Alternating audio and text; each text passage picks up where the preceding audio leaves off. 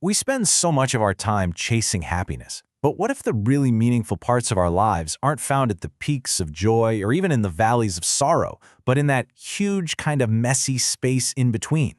Today, we're diving into a fascinating essay by P.H. Bloecker that really shines a light on this middle ground, the place where life, actually happens. And to get a handle on why this really matters, just take a look at the World Happiness Report. It's supposed to measure how satisfied we are, but it's telling a pretty strange story. Some of the wealthiest nations on Earth are actually seeing their rankings fall.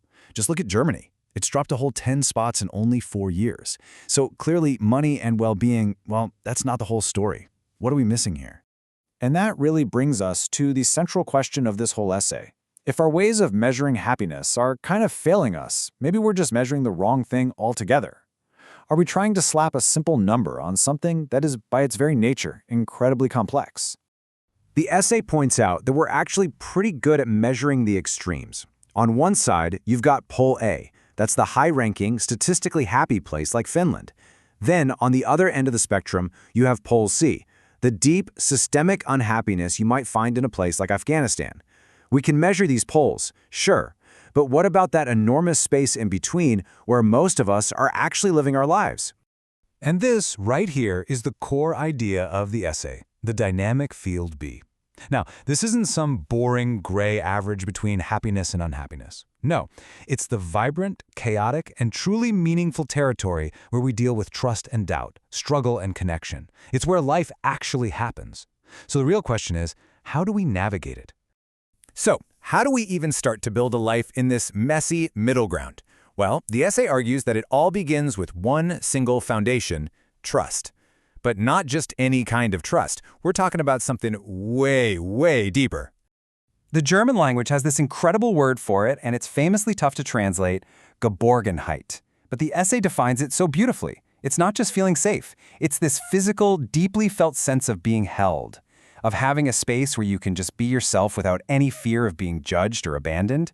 It's the feeling that gives you the courage to risk, to grow, and to be vulnerable.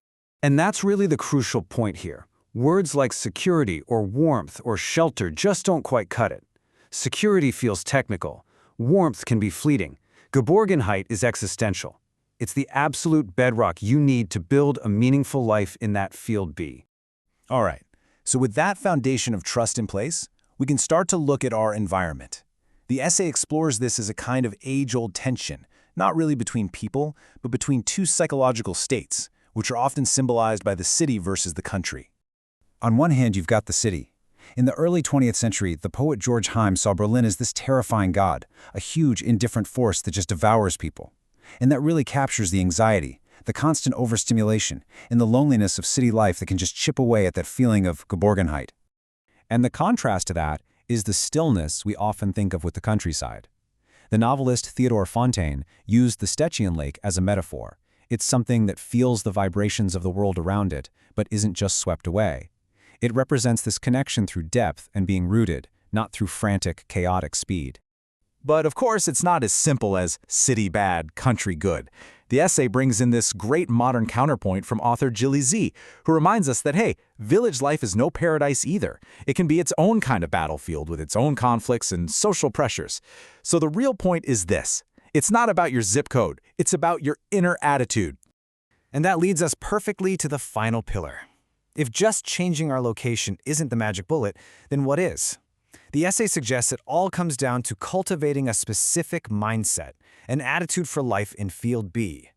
The first attitude is humility, or Demut in German. And this isn't about thinking less of yourself. It's about thinking of yourself less. In an age that's obsessed with personal branding and being seen, the essay frames humility as this totally radical act.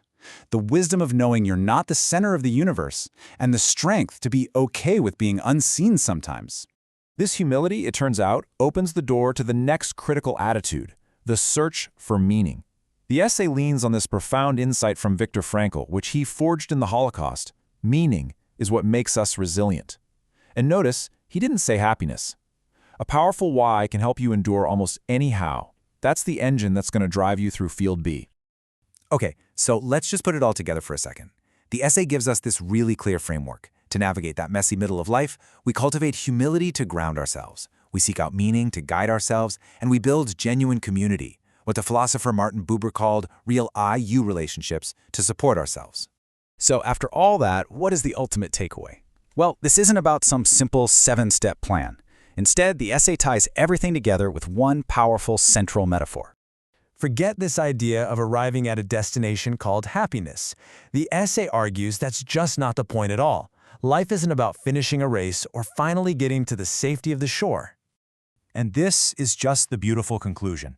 The author, who swims in the ocean every day, uses it as a perfect metaphor for living in Field B. Life is the act of swimming. Sometimes the water is calm and it carries you, and other times you're fighting the current. The meaning isn't found when you finally get out. It's found in the struggle, in the rhythm and the resilience of the swimming itself. And that's really the question this whole idea leaves us with. It's a huge shift in perspective, away from a destination and towards the process. It's asking us to look at our own lives, at our own messy, beautiful, dynamic middle ground, and just ask, what does my swimming look like, right here, right now?